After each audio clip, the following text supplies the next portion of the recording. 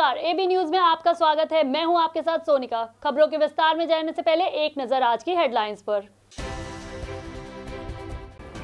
चुनाव आयोग ने 5 राज्यों के विधानसभा चुनावों की तारीखों का किया ऐलान।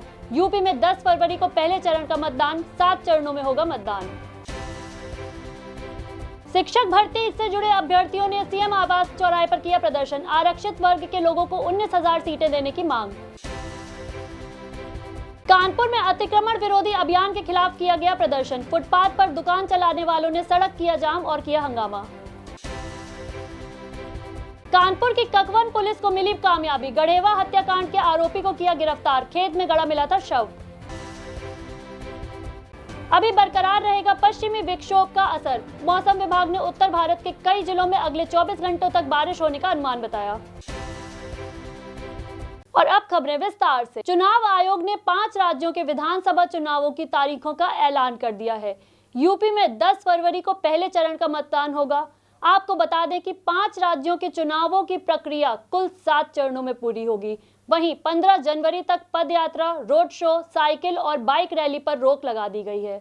चुनाव आयोग ने राजनीतिक पार्टियों को डिजिटल व वर्चुअल तरीके से चुनाव प्रचार करने को कहा है। उत्तर प्रदेश, पंजाब, उत्तराखंड, गोवा, मणिपुर के विधानसभा चुनाव का ऐलान हो चुका है। कोरोना की चुनौतियां, ओमिक्रॉन के बढ़ते खतरे के बीच चुनाव आयोग ने 5 राज्यों के विधानसभा चुनाव की तारीखें घोषित कर दी हैं। यूपी में 10 फरवरी को पहला मतदान होगा। पूरी प्रक्रिया कुल 7 चरण में पूरी की जाएगी। वहीं चुनाव आयोग ने 15 जनवरी तक पदयात्रा, रोड शो, साइकिल और बाइक रैली पर रोक लगा दी है। चुनाव आयोग ने फिलहाल राजनीतिक पार्टियों को डिजिटल व वर्चुअल तरीके से चुनाव प्रचार करने को कहा है। चुनाव आयोग के मुताबिक यूपी में 7 चरणों में, मणिपुर में 2 चरणों में चुनाव होंगे। इसके अलावा पंजाब, गोवा, उत्तराखंड में एक चरण में चुनाव होंगे। चुनाव आयोग द्वारा दी गई जानकारी के अनुसार इस बार देश के 5 राज्यों में होने वाले चुनाव में 18.3 करोड़ मतदाता चुनाव में मतदान करेंगे। आपको बता दें कि चुनाव के तारीखों की घोषणा के साथ ही आदर्श आचार संहिता भी लागू हो चुकी है। वहीं इस बार इन 5 राज्यों में सख्त कोरोना प्रोटोकॉल के साए में विधानसभा चुनाव होंगे। Bureau report, AB news. Kanpur में साड़ पुलिस की प्रताड़ना से किसान की मौत का मामला गर्मा गया है। किसान की मौत से ग्रामीणों में आक्रोश है। ग्रामीणों ने पुलिस की गाड़ियों पर पथराव किया, जिससे पुलिस को उल्टे पांव गाड़ी लेकर भागना पड़ा। कानपुर में साड़ पुलिस की प्रताड़ना से आहत गोपालपुर गांव के किसान की जहर खाने से मौत के बाद गांव में रोष का माहौल है। किसान की मौत के बाद आक्रोशित भीड़ के साथ परिजनों ने जमकर हंगामा किया। इस दौरान पुलिस के वाहनों पर पथराव किया गया, जिसमें घंटों यहां अफरा तफरी का माहौल रहा। घटना को लेकर ग्रामीणों में इस कदर गुस्सा था कि वो पुलिस कर्मियों को देखकर हंगामा करने लगते थे। बता दें कि ग्रामीणों का आक्रोश देख पुलिस को उल्टे पांव भागना पड़ा। हंगामे के दौरान पुलिस गाड़ी लेकर भागती नजर आई। उधर एसपी आउटर अजीत कुमार सिन्हा ने बताया कि मामले की जांच के आदेश दिए गए हैं। जो भी दोषी पाया जाएगा उसके खिलाफ कड़ी कार्रवाई की जाएगी। श्री अरुण कुमार गुप्ता, पुत्र स्वर्गीय हेमनाथ गुप्ता, ग्राम गोपालपुर, थाना साण द्वारा थाना साण के पर एक बोरा गेहूं चोरी के संदर्भ में एफआईआर पंजीकृत कराई गई थी। इसकी कॉपी लेने आज वो अपने पुत्र के साथ आए थे।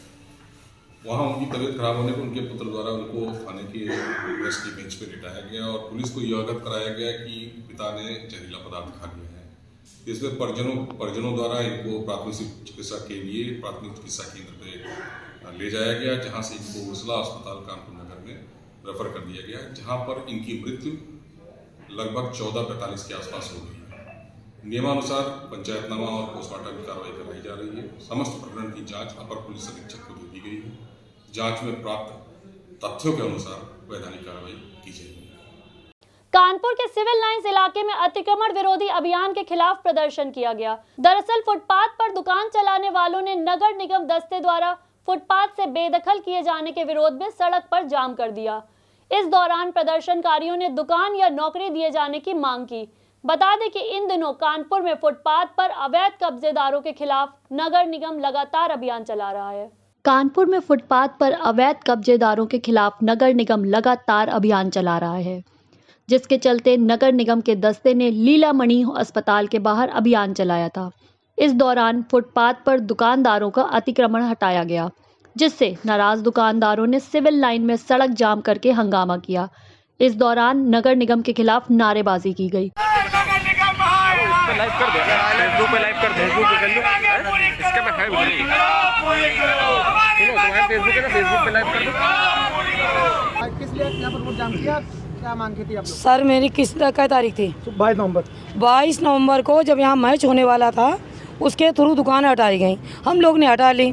5 दिन बाद जब मैच ख़त्म हुआ हम लोग ने दुकान लगाई, 3 दिन बाद फिर नगर निगम आ गई तो चलो हम लोग ने फिर हटा ली।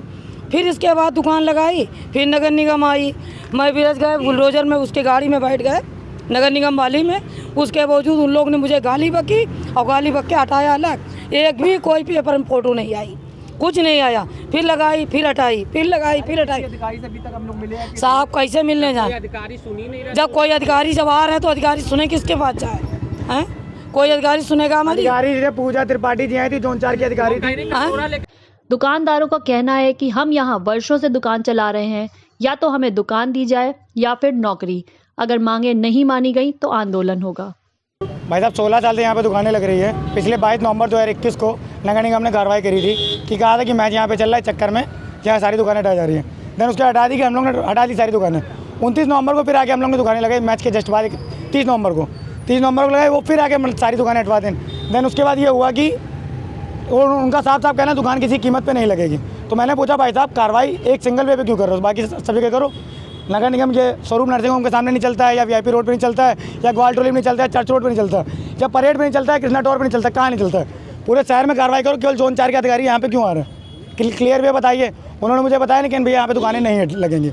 क्यों नहीं लगेंगी, काहे नहीं लगेंगी, ये पूछना है। अभी तक किसी अधिकारी से मिले? पूजा त्रिपाठी जी आई थी, कमल सिंह जी आए थे, कुंवर जितेंद्र सिंह जी आए थे, सबसे मैंने बात करी, सबने दुकानें हटवा दी, लेकिन किसी ने बात आगे करने नहीं थी, मुझे लटिया के भगा दिया गया। रो के गिड़गिड़ाए बुलडोजर में बैठे। कानपुर में टैबलेट और स्मार्टफोन का वितरण जारी है, जिसके तहत DAV कॉलेज सभागार में टैबलेट और स्मार्टफोन वितरण हुआ। यहां टैबलेट और स्मार्टफोन पाकर छात्र छात्राओं के चेहरे खिल गए। इस मौके पर छात्र छात्राओं को तकनीकी के बेहतर उपयोग को लेकर टिप्स दिए गए। कानपुर के DAV कॉलेज सभागार में युवाओं के तकनीकी सशक्तिकरण को लेकर टैबलेट और स्मार्टफोन का वितरण किया गया। कार्यक्रम की मुख्य अतिथि कुमकुम स्वरूप और प्रबंध समिति के संयुक्त सचिव गौरवेंद्र स्वरूप ने विद्यार्थियों को टैबलेट और स्मार्टफोन वितरित किए, जिससे छात्र छात्राओं के चेहरे खिल गए। प्रिया देवी जी, आज आपको टैबलेट मिला है, किससे यूज़ होगा, कितनी खुशी होगी? सर एक्चुअली खुशी तो बहुत है, लेकिन ये शिक्षा में ही यूज़ करेंगे, एजुकेशन के लिए जो हमें नहीं आ रहा है, जिसके लिए बार बार कैफ़े जाना पड़ता है, उसलिए तो घर बैठे ही कर सकते हैं। कितनी खुशी मिली है? बहुत ज़्यादा एक्साइटेड हम लोग। इसको यूज़ के लिए रखेंगे? जी बिल्कुल, जी बिल्कुल। तो किस तरीके से कितना आसान होगा? ऑनलाइन पढ़ाई में ये बहुत ज़्यादा है, और जिस चीज़ों के लिए हमें कई बार प्रॉब्लम होता है, बाहर जाने के लिए भी तुम लोग कैफ़े जाते हैं, तो उससे ये अच्छा है कि लैपटॉप इससे कर सकते हैं। इससे जो कितनी खुशी हो रही है और क्या कुछ इसके लिए आप करोगे आगे? देखिए टेबलेट ये जो मिला हमारे भविष्य के लिए है, क्योंकि आने वाले समय में हम लोग के लॉकडाउन की वजह से ऑनलाइन क्लासेस इसलिए जाएंगी और भविष्य उज्जवल रहेगा हम लोग का, और कहीं भटकना नहीं पड़ेगा, और कोविड-19 को देखते हुए घर पे ही सेल्फ स्टडी की जाएगी। वहीं इस मौके पर DAV कॉलेज प्राचार्य प्रोफेसर अरुण कुमार दीक्षित ने छात्र छात्राओं को तकनीक के प्रयोग को लेकर उनका मार्गदर्शन किया। उन्होंने अपने उद्बोधन में शासन प्रशासन के शिक्षा संबंधी उद्देश्यों की जानकारी दी। सर आज के प्रोग्राम के बारे में बताएं, क्या कुछ आज कार्यक्रम हुआ? ये शासन द्वारा हमें DAV कॉलेज को लैपटॉप दिए गए थे, उसे हमने अपनी प्रबंध समिति की माननीय सचिव महोदया कुमकुम स्वरूप जी और जो हमारे ज्वाइंट सेक्रेटरी हैं DAV कॉलेज प्रबंध समिति के इंजीनियर गौरवेंद्र स्वरूप जी, उनको विशिष्ट अतिथि और मुख्य अतिथि दोनों लोग आए, और बच्चों को इसके हर डिवाइस के 2 यूज़ होते हैं, डबल एज स्वॉर्ड है, उसके बारे में सचेत किया कि इसे केवल और केवल शासन की मंशा के अनुरूप पढ़ने में ही इस्तेमाल किया जाए। और उन्होंने लैपटॉप का वितरण किया और स्मार्टफोन का भी वितरण किया। आज हमारे 240 बच्चों को इसका टैबलेट का वितरण किया गया है। शेष जो हमारे 560 बचे हुए हैं उनका कल भी वितरण किया जाएगा, और शासन की जो मंशा है कि हमारा बच्चा आगे और पढ़े, और ओमिक्रॉन और दूसरा जो हमारा बीमारी आ रही हैं उनसे बचते हुए, घर में रहते हुए किस तरीके से पढ़ें। और ये हमारी जो सरकार है वो इंक्लूसिव ग्रोथ कर रही है, जो सबको साथ लेकर के चल रही है। तो जो गरीब हैं, जो दलित हैं, जो शोषित हैं, जो पीड़ित हैं, जिसके पास असहाय है, जो ये स्मार्टफोन ले करके पढ़ नहीं सकता, उसकी योजनाओं को हम लोग साकार करने का प्रयास कर रहे हैं अपनी प्रबंध समिति के सहयोग से। और हमें प्रबंध समिति का सहयोग जिस तरीके से मिल रहा है, हमें लगता है कि डीएवी कॉलेज में कुछ सकारात्मक बदलाव बहुत ही जल्दी आने वाला है, आप लोगों को दिखेगा। योगी सरकार के लाख प्रयासों के बाद भी सूबे की गौशाला बदहाल बनी हुई है। बता दें कि उन्नाव की गौशाला में अव्यवस्थाओं का बोलबाला देखा गया, जहां आए दिन मवेशी तड़प तड़प कर मर रहे हैं, जिसको लेकर स्थानीय लोगों में रोष व्याप्त है। उन्नाव में लखनऊ कानपुर हाईवे के गदनखेड़ा बाईपास पर गौशाला में गौवंशों की मरने की सूचना पर हड़कंप मच गया। इधर सूचना मिलते ही तमाम समाज सेवी गौशाला पहुंचे। यहां का नजारा देखकर वह दंग रह गए। उन्होंने अफसरों को मौके पर बुलाने की बात कही। करीब 2 घंटे बाद अपर जिलाधिकारी नरेंद्र कुमार गौशाला पहुंचे, लेकिन यहां की बदहाली देख अंदर घुसने की हिम्मत नहीं हुई। एसडीएम ने बताया कि गौशाला में तिरपाल और अलाव की व्यवस्था की गई है और बीमार मवेशियों को उपचार के लिए भेजा गया है। ये नगर पालिका परिषद उन्नाव के द्वारा गदनखेड़ा पे स्थित जो संचालित अस्थायी गौआश्रय स्थल है, तो यहाँ पे प्रातःकाल ये सूचना मिली कि कई गौवंश जो हैं वो अचेत अवस्था में पड़े हुए हैं। सूचना के साथ में ही यहाँ पे जो पशु चिकित्सा अधिकारी गण आए और उन्होंने गौवंशों को इस स्थिति में देख करके, एग्जैक्ट संख्या अभी नहीं कहा जा सकती, उसमें कुछ पशु जो हैं उनकी संभवतः मृत्यु हुई है और कुछ जो है उनको उपचार के लिए यहाँ से ले गए हैं।